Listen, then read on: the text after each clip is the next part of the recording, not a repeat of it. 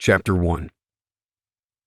Luca Rossi, aka a man who has no idea how many problems he's about to have. There's a massive wedding cake glaring at me. And by massive, I mean you can see it for miles around, because it's not actually a cake. It's a monument. A wedding cake monument. It's taller than all of the buildings in this dinky farm town. Okay, wedding town, but it should be a farm town. And it's glaring at me. "Stop looking at the eyeballs," my mother mutters next to me. "You first," she shudders. "I can't." Exactly. If this were a normal monument that someone had defaced with giant googly eyes, I could look away. Hell, I might have even been the guy to participate in giving a monument googly eyes, and I'd probably be amused as hell. But wedding cakes give me the hives. Check that. Weddings give me the hives. And here we are, at a wedding in a weird little town so obsessed with weddings that they have a wedding cake monument with googly eyes that won't stop glaring at us. Behind us is a country club and a lake. Harmony Lake, naturally. And on the other side of the cake is a street lined with wedding shops. And inside each of those shops are people who believe weddings are the greatest thing on earth. Why are we here? I ask Mom.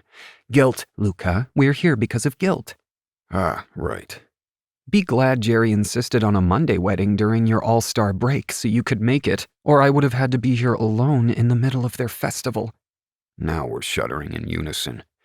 I hate weddings. Hate them. Thousands of dollars down the drain for two people to be all dopey-faced and in love while wearing ridiculous get-ups that they'll never pull out of their closets again, with hundreds of people that they'll feel obligated to send holiday cards to for the rest of their lives merely because Timmy brought a toaster and Rosalie donated to their honeymoon fund. A horny uncle will grope the bride's butt while they're dancing, and everyone will pretend he didn't. A drunk relative will spill all the beans about some sordid story from the groom's past, and for the next 2 to 20 years, depending on how long they make it, the families will look at the photos and pretend that those wide-eyed, terrified, exhausted expressions the bride and groom are wearing in all the pictures is joy and happiness instead of stark raving madness. Nope, I'm not jaded about weddings and marriage and love at all. Yet for some reason, I keep getting invited to the damn things. Today, for instance, I'm here because Jerry Butts, who was the scrawny rich kid on the playground who stopped his high-class friends from making up stories about me to get me in trouble, while I was the poor little scrapper keeping the bullies from breaking his glasses, calls me 3 times a year to talk about how we used to be such best friends, but he never sees me, even at the holidays, and can we play a round of golf sometime? And also because he specifically told me he and his bride picked a day during baseball season when they knew I'd have the best chance of being free on the off chance that I didn't make the All-Star game and that I'd want to come. You can't not come when someone plans their entire wedding so that you can be there and somehow manages to make it not insulting when they suggest you're not good enough to play in the All-Star game at the same time. Or when your agent hears you got invited to a wedding and he's working on sealing a deal for a formal wear endorsement, and could I please go and dress up nice somewhere? You know what would be nice? It would be nice if I could stick to playing baseball and avoid all this other bullshit. "Luca! Hey, Luca, you made it!" My shoulders briefly bunch at the sound of Jerry's voice. Then Mom and I both turn. He's in a gray tux with his hair slicked back to reveal his thinning hairline, and he doesn't look like a man ready to take a leap of faith into the blissful pool of matrimony as he rounds the corner of the country club with a photographer on his heels. He looks like he ate a can of beans 3 years past their expiration date, and his body can't decide the best way to take care of the problem. And I'm not saying that because I hate weddings. I hold out a hand. "Hey man, good to see you. Congratulations." He grips me by my fingers and squeezes like he's drowning and can't quite get a grip on the whole life raft. Thanks. Good to see you. Glad you could make it." With his free hand, he tugs at his collar. "Warm one today, isn't it? But Henry's always dreamed of an outdoor wedding, and July won't stop us from making a bride happy, will it?" You poor dear, look at you sweating. Mom whips a pack of tissues out of her small clutch and dabs his face the same way she used to when we were kids in the Chicago suburbs. Much like when we were kids, he blinks at her like she's the brightest star in the heavens. His own mother never gave him popsicles. Mine always did. Won't they let you sit inside in the air conditioning until it's time to walk down the aisle? She asks. He stares for a beat longer, jaw slightly unhinged like a bug headed straight to a zapper, before he blinks quickly and blushes.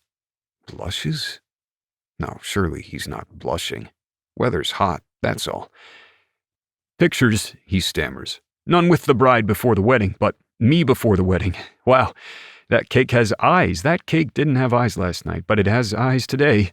He slides a look at me. I lift my hands in innocence. He laughs awkwardly and steals a look at Mom again.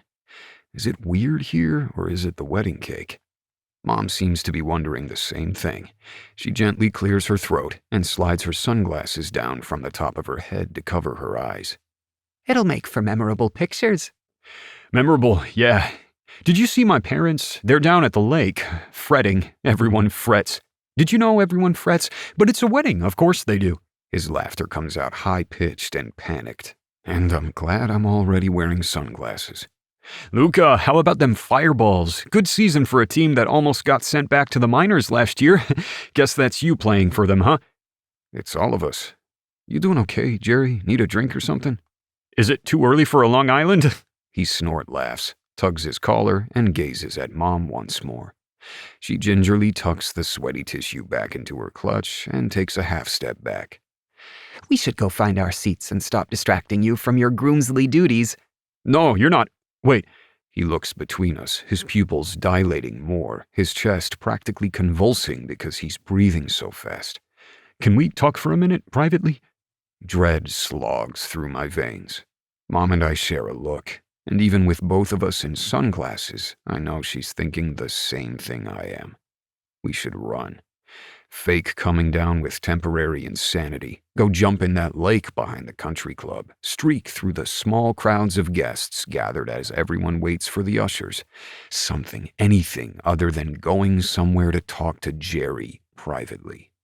Mom smiles brightly at him. We can talk after the wedding, sweetheart. I swear he turns purple. No, really. Now. Well, of course. Anything for the groom. I glare at my mother as my stomach rolls over.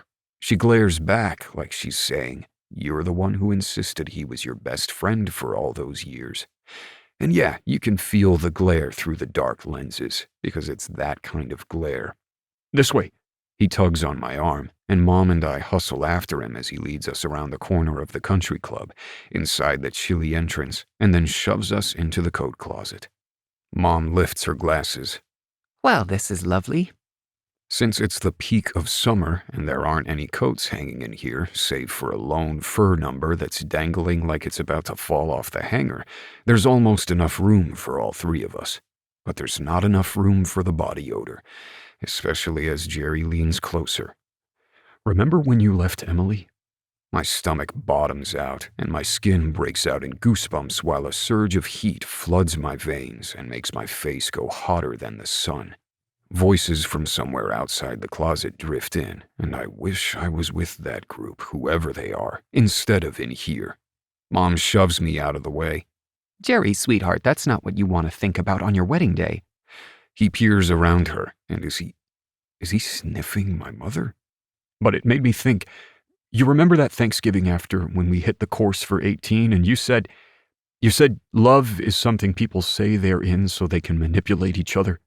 Mom turns raised brows on me, and my toes start to go numb as the voices get louder.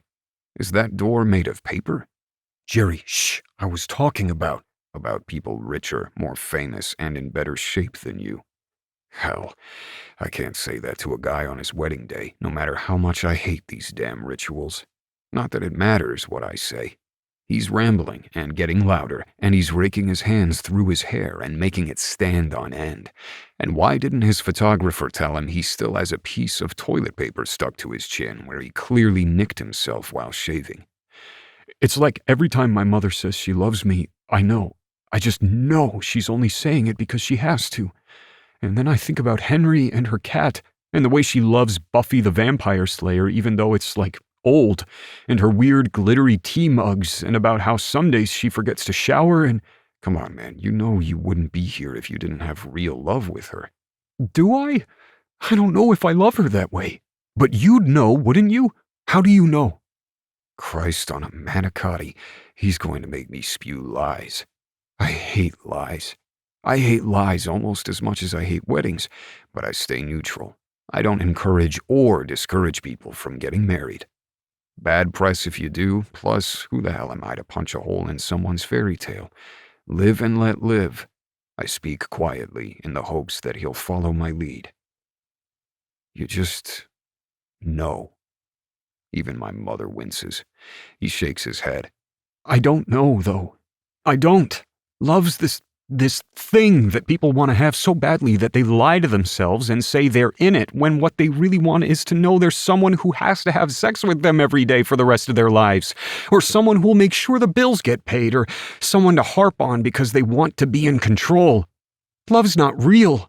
This is cold feet, man. I can't marry Henry, He shrieks. I can't do it. She'll drive me fucking insane within 6 months. I thought I loved her because she's like this siren who preaches that love's so real and it's awesome and I do like having sex regularly.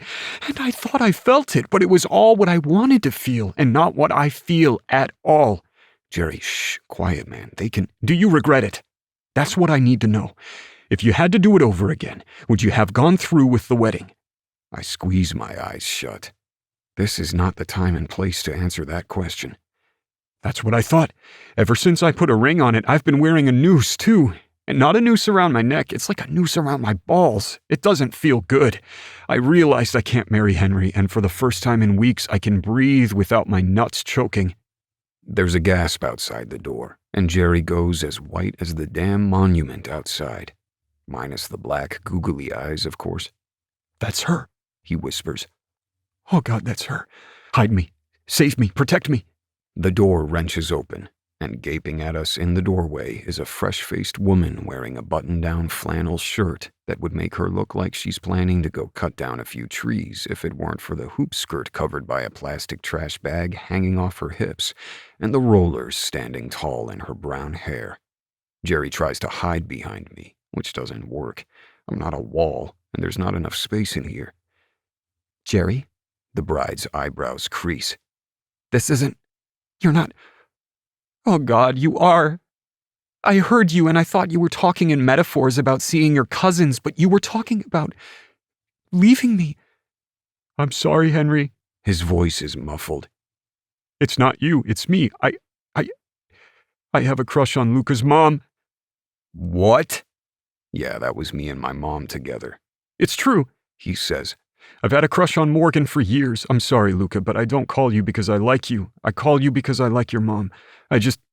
She's so out of my league, and so much older, but God, I love older women. They're so experienced, and they don't have hang-ups about their bodies because once they hit 40, they don't give a damn, and that's so effing sexy. I'm gaping. Mom's gaping. The bride's stuttering. Pretty sure we're not all just shocked he used the word effing in a sentence either. Jerry shoves me at the bride, then thrusts his fingers into my mom's short hair, goes up on his tiptoes since she has him by 2 inches even without the heels, and he slams his mouth against hers. I choke. The bride, Henry, gasps. Mom goes completely rigid, but only for a second before her hands drift to his waist and I cannot watch this. I turn and the bride and I accidentally lock eyes. Her cheek is twitching like she's trying to hold in the tears, and there's a broken desolation haunting every speck of her face. Her chest heaves, and damn it. If people want to be idiots and buy into all of this love crap, that's their problem. But this scene, it's all too familiar. And I still have regrets about the day I was in Jerry's shoes. I sincerely doubt any part of his story is identical to mine, but the end result is the same. He's not going to marry me, she whispers. Fuck him. Fuck him? Probably fuck me. Because while I did a lot wrong on the day that I was in Jerry's shoes, it's taught me one thing. And that's how to temporarily do something right.